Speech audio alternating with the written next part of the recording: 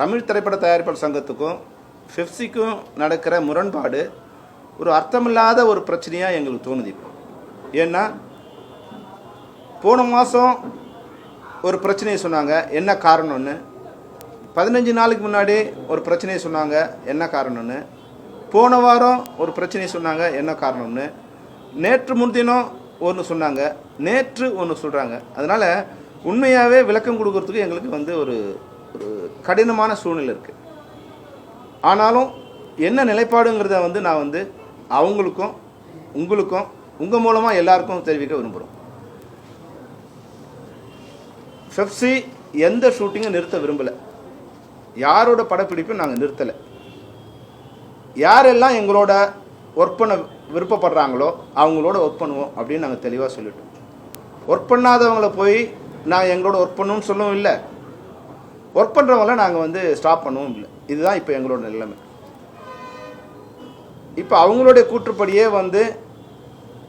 நாங்கள் எங்களுடைய தெளிவான நிலையை, அதாவது 10/3/2025 தமிழ் திரைப்பட தயாரிப்பு சங்கத்துக்கும் பெப்சிக்கும் இருந்த ஒப்பந்த ஊதியம் முடிவடைந்து விட்டது.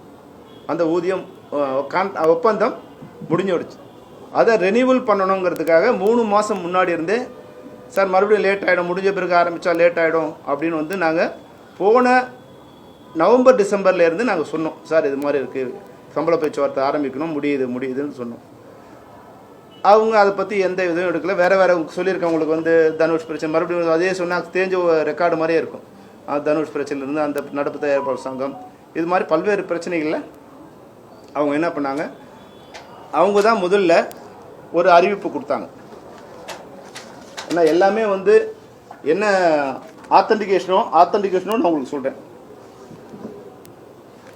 போன வருஷம் 7/5/24 எங்களுக்கு ஒரு மெயில் அனுப்பிச்சாங்க. ஏன்னா நாங்கள் எதுவுமே சொல்லலைங்கிறாங்க இல்லையா. 7/5/24 போன வருஷம் மே மாதம் திரு தனுஷ் அவர்கள் நடிக்கும் புதிய திரைப்படத்தின் படப்பிடிப்பு பணிகளுக்கு செல்லும் முன் எங்கள் தமிழ் திரைப்பட தயாரிப்பாளர் சங்கத்தை கலந்து ஆலோசிக்க வேண்டும். இதுதான் எங்களுக்கு அம்சமே. அப்போ அவங்க கலந்து ஆலோசிக்கும் போது அவங்களோட பிரச்சனை சொன்னாங்க. ஏன் இப்போ நாங்களும் நடிகர் சங்கம் பேசிக்கிறோம்னு சொன்னாங்க இல்லையா. இந்த கடிதம் அமைச்சு எங்களுக்கு அவங்க சொன்னதால தான் நாங்கள் அவங்ககிட்ட போயிட்டு என்ன பண்ணணும் அப்படிங்கிறத அவங்களோட கலந்து ஆலோசித்து அவங்க சொன்னதை ஃபாலோ பண்ணோம். நான் எங்களோட கருத்தை அப்போ சொல்லிட்டோம். சார் நடிகர் சங்க உறுப்பினர் மேலே எடுக்கும்போது அந்த நடிகர் சங்கத்திலையும் ஜாயின் ஆக்ஷன் கமிட்டியில் போட்டுக்கிட்டு எல்லாரும் உட்காந்து முடிவெடுத்தா நல்லாயிருக்கும் அப்படின்னு எங்களுடைய தரப்பு கருத்தை சொல்லிட்டோம். அவங்க அதை எடுக்கல. இல்லை நம்ம 2 பேர் முடிவு பண்ணிக்கலாம் அப்படின்னு அவங்க சொல்லிட்டாங்க. செய்திகளை உடனுக்குடனும் துல்லியமாகவும் தெரிந்து கொள்ள சப்ஸ்கிரைப் பண்ணுங்க.